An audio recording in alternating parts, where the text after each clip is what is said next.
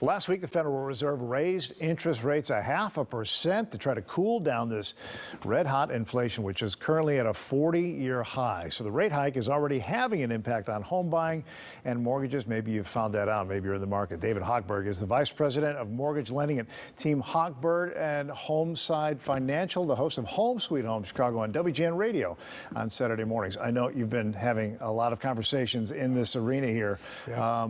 You've never seen anything like this, have you? I got in the mortgage business in August of 2000, and the interest rates were about 6.5% to 8%. I mean that's where they were fluctuating. So when I got in, they are currently pretty much where they're at today, or getting ready to go to where they're at today. So it's crazy out there. So when you combine the inflation, the new hikes here, it's really priced so many people out of the market right now. Well, if you're a family with 2 cars, okay, and you have to fill your car up every single week, it's an extra $400 a month out of our viewers' disposable income.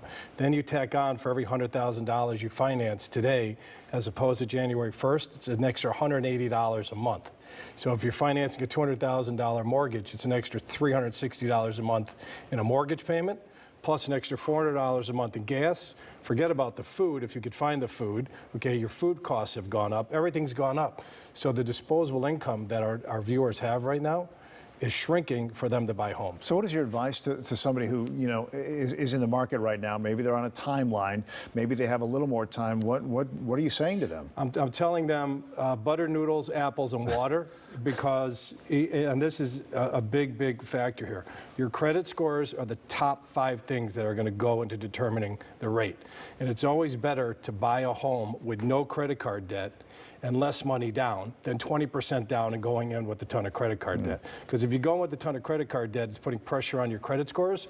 Credit scores are going to go down. You also have a monthly payment tied to those credit card debt that's going to help you not qualify for a larger home. So what I'm advising listeners on the radio and viewers on TV, pay off your credit card, forget about PMI. PMI is your friend, it's not your enemy.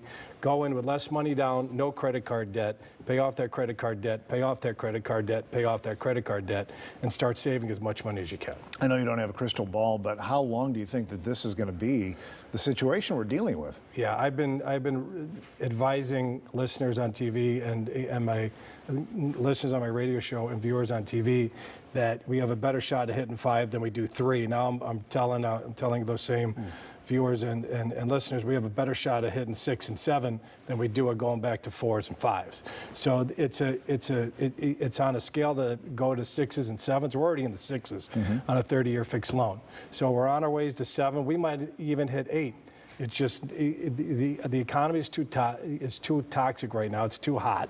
And the Fed's going to do everything in their power to continue to raise interest rates to slow this thing down. I mean, is there any other way to just, lower your expectations? Do you target a different geographic area? The challenge is, it's just a lack of inventory. Okay, if you talk to any realtor, they will tell you it has to do with the lack of inventory and the pricing that's going out there and the prices that those individuals right now that are selling their homes that they're getting. It's still a multiple offer. There's still 5 to 10 people bidding on a home if it's reasonably priced in a good area and it's not too beaten up. It's crazy right now. Yeah. What about the city of Chicago versus the suburbs? Well, the city of Chicago has its own particular challenges with the civil. With the crime and everything. So in certain areas, you could still get a good opportunity, but trying to get people to come downtown and buy downtown, a lot of our clients are like, I'm not going to deal with downtown. I still want to go to the suburbs. What about Illinois versus the rest of the nation? Great question. We have more listeners and viewers buying homes in Florida, Tennessee, South Carolina, North Carolina, Kentucky, and Arizona than ever before.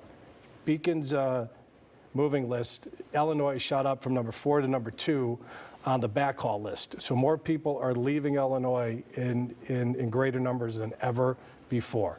So is that good? Yeah, it's good because those individuals are not buying another home here, but people are leaving this state for lower taxes. Oh, well, we'll have you back in and we'll try to figure out the situation as it unfolds. David Hochberg, thank you. If you'd like to contact David about a mortgage, you can check out his website, 56david.com. Appreciate your time and insight, as always. All right.